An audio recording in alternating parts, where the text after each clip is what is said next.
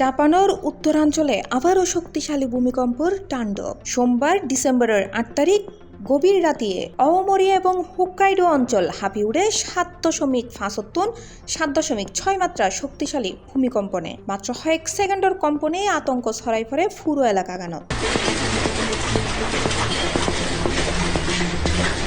Aomori অঞ্চলত ভূমিকম্পর আঘাতে হয়গ্য বাড়িত আগুন ধরে যায়। আহত হয় অন্তত ৩০ জন মানুষ। ঘুম ভাঙিয়ে আতঙ্কিত বাসিন্দালে ঘর বাড়ি সারি রাস্তাত বাইরে এনতি ভূমিকম্পর কিছুক্ষণের মধ্যে হোক্কাইডো, আওমোরি এবং ইওয়াতে উপকূলত প্রশান্ত মহাসাগর তুন আশ্রি পড়ে প্রায় ৪০ সেন্টিমিটার উচ্চতার সুনামি ঢেউ। জাপান আবহাওয়া সংস্থা জানাই ভূমিকম্পর কেন্দ্রস্থল আছিল উপকূলতুন প্রায় ৮০ কিলোমিটার দূরে এবং উৎপত্তি ভূপৃষ্ঠর ৫৫-৫৩ কিলোমিটার গভীরে। এই গভীরতা ও দূরত্বর কারণে ব্যাপক এলাকার তীব্র ঝাঁকুনি অনুভূত হয়। প্রথমে জারি করা হয় উচ্চমাত্রার সুনামি সতর্কতা। কর্তৃপক্ষ আশঙ্কা করছিল সর্বোচ্চ ৩ মিটার পর্যন্ত ঢেউ আঘাত হানিতে পারে। তবে ঘণ্টা দুয়েক পরে পরিস্থিতি মূল্যায়ন করে সতর্কতা তুলে লওয়া হয়। তবুও নিরাপত্তার স্বার্থে জনগণের উপকূলীয় এলাকাতুন দূরে থাকিবের নির্দেশ দেওয়া হয়।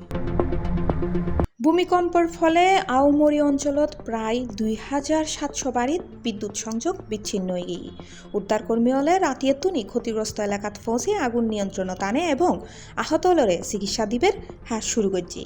বোধ পরিবার অস্থায়ীভাবে আশ্রয়হীন ওই ফরণে প্রশাসন ইতারাল্লাই নিরাপদ আশ্রয়কেন্দ্র খুলে দিয়ে।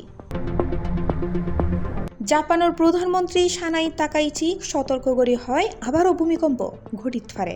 এতাল্লাই ঘরের আসবাবপত্র ঠিকভাবে বাঁধি রাখুন এবং কম্পন অনুভব করলে দ্রুত নিরাপদ স্থানত সরে যানগু। বিশেষজ্ঞ হলে জানাই আগামী ১ সপ্তাহ পর্যন্ত শক্তিশালী আফটার শকর ঝুঁকি তুলে এতাল্লাই জনগণের সতর্ক ও প্রস্তুত তাহিবের পরামর্শ দেওয়াই।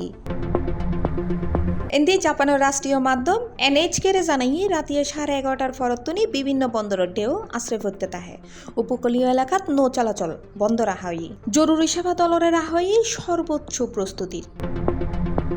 একমাত্র স্বস্তির খবর এখন পর্যন্ত বড় ধরনের হতাহতর ঘটনা ন ঘটে।